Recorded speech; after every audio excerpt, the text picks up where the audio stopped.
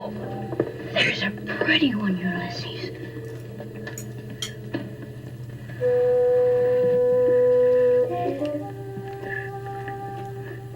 There it is. Hello BookTube, I'm Shawn the Book Maniac. Welcome back to my channel. Here I am with a review of Madhuri Vijay's debut novel, The Far Field, published earlier this year, 2019, and the recipient of the prestigious literary prize out of India, the JCB Prize for Literature.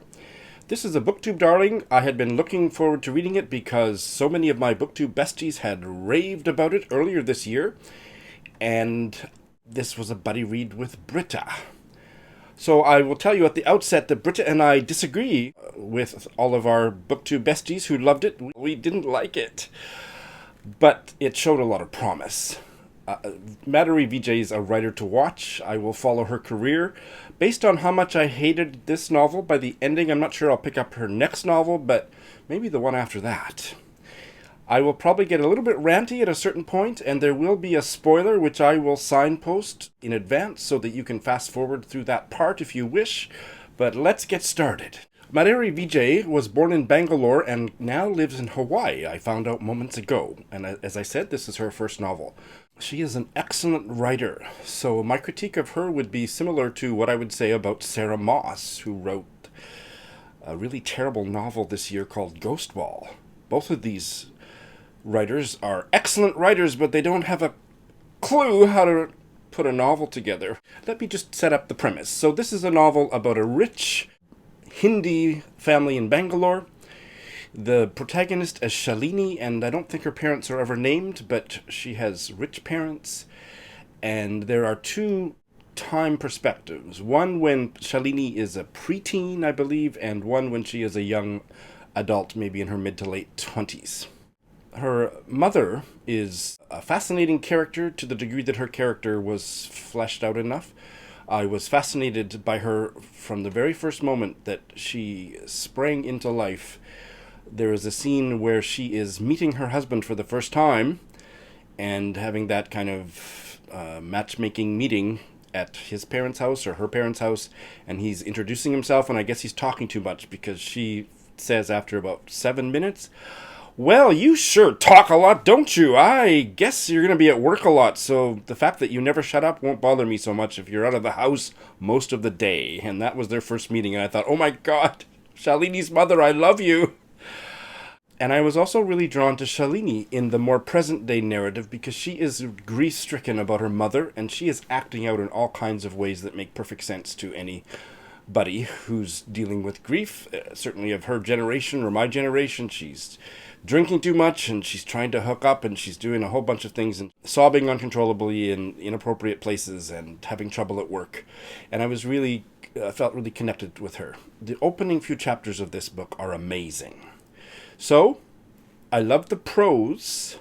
I loved how certain of the characters, especially at the beginning, Shalini and her mother, jumped off the page with bursts of incident that just really fixed their characters for me early in the novel. So now, let's do a little segue to get into my critique of this novel, because my critique is substantive. I fault this novel for the holes in the way the characters were drawn, and I buddy read it with Britta, who is not so much a character-centered reader as she is a story or plot-centered reader, and for her, the plot was full of holes. So we sometimes disagree on novels because one is plot-heavy without so much focus on characters, or vice versa, and one of us likes it, the other one doesn't. But we arrived at the exact same spot from the way that we read, so that was a fascinating process. I enjoyed the buddy read very much. I would say that the characters at a certain point in this novel stop making any sense. And Britta would say at a certain point, pretty much exactly the same point, the story stopped making any sense, and we couldn't have agreed with each other more. Just before I get into some spoiler territory, let me just show how the two storylines advance. And then just before I get to anything spoilery, I will warn you, there will only be one. I don't even think it's that major of a spoiler, but there will be only one, and once it's done, I will wrap up my review, alluding to events that occurred later without spoiling anything, all right? So the two time perspectives in the earlier one, where Shalini is a pre-teenager, Her father, we never really get to know him. He is a very busy businessman, and he is absent for most of the novel. Her mother is prone to outbursts. She's a very difficult, prickly character that occasionally shows her light side, her affectionate side, but for the most part, she's just a person you want to stay as far away from as possible, but I loved reading about her. A salesman, I can't even remember, clothes. He's peddling clothes, a door-to-door salesman. He's Kashmiri, he's Muslim, his name is Basheer. And he just knocks on the door, and Shalini's mother lets him in, and he displays his wares.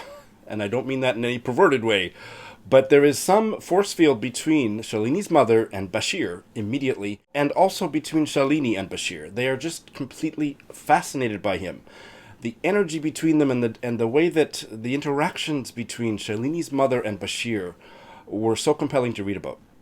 So he continues to visit, and eventually he stops bringing in his bundle of clothes he's trying to sell, and they just talk, and he's a storyteller, and he tells stories about Kashmir and some legends from Kashmir, and an adult reader senses, even though we're getting the story refracted through the sensibility of a 12-year-old girl, I can't remember her exact age, but something like that, that there's some kind of a romantic or sexual attraction between Shalini's mother and Basheer. They're never alone together, Shalini's always with them. And then in the more present day narrative, where Shalini is a young woman, grief-stricken, she travels to Kashmir, leaving her widower father, who she never really talks to, and she wants to track Basheer down. So those two narratives are progressing at the same time as you read the novel. Okay, so now let me just spoil one chapter fairly early. I think it's about chapter 10, where Shalini's mother finagles Basheer's help to go with her to a Kashmiri rug shop in Bangalore to help her pick out a rug, and then she finagles a visit to his home, and he doesn't live in a very nice place. He's in a bachelor, kind of several beds full of Kashmiri men all sleeping in the same room, and she wants to see where he lives. And then he has alluded in a very general way to all the political and military horror that's happening in his homeland, Kashmir. Just touched on it, alluded to it. And then suddenly, in this scene, Shalini's mother just freaks on him and at the top of her lungs excoriates him, scolds him to high heaven, and tells him if he's really a man, he should go back and fight or look after his family, because he has a wife and a child and a mother back in Kashmir. And what the hell is he doing here? He should go home. And that's where the novel, there was just a big turn in the novel for me, because I was going, huh?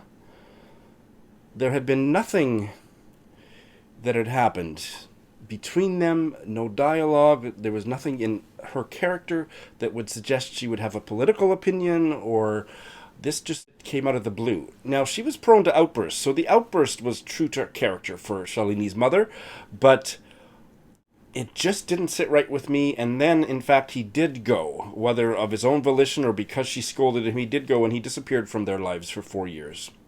And the spoiler ends there. Nothing past that point in this novel, and that was maybe at about page 100 or something of a 400-page novel, satisfied me. Nothing made sense.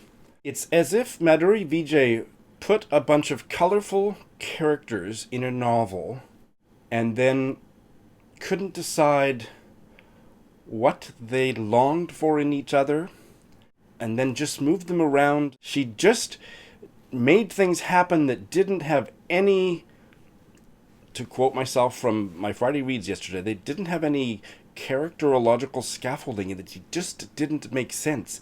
Why does Shalini go to Kashmir to find Basheer?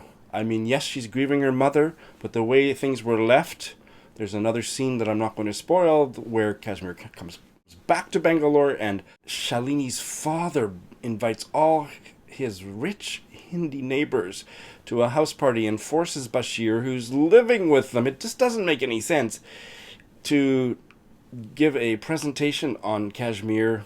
And it's one of the worst pieces of writing I've read this year. It was just puke-worthy. Nothing made sense. It was horrible. I could barely finish the novel from that chapter, and I'm not spoiling it, but it was terrible. And Shalini, I felt for her at the beginning of the novel, and then she's just such a freaking idiot, rich, privileged idiot, and she just kind of goes to Kashmir and la la la. Oh, here's a soldier, Indian soldier, let me have a cigarette with him, and oh, these people let me stay with them, oh, la la la. And then she finds Basheer's family and finds out what happened to him, and then later finds out that's not true. Then the true story just made me almost lose my breakfast. It was so hokey, so stupid. It was like Edgar Allan Poe for idiots. I mean, just stupid. By the end, I thought this was borderline offensive in the pat way that it treated a very real situation in India, the Kashmiri debacle, through the eyes of a privileged Bangalorean ditz who was just, she was just like, you know what she reminded me of? She was like the Ivanka Trump of India. She was just like, I couldn't stand it. Calm down, Shawn. Calm down. So much potential here. All of it went to shit. It's a terrible book, and it should have been called The Far-Fetched. Thanks for watching.